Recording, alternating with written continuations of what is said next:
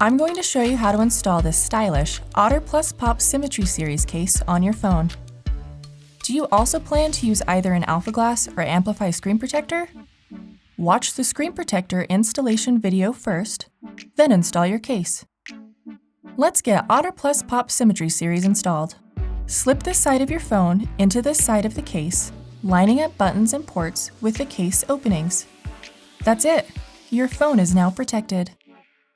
To remove the case, start by pulling it away from your phone at one corner. Then gently draw it away from your device. Additionally, you can swap out pop-top styles for quick customization. Simply close the pop-top flat, press down, and turn either clockwise or counterclockwise, then remove and swap. If you have a swappable pop grip, just remove the base prior to installing the pop top to your Otter Plus Pop.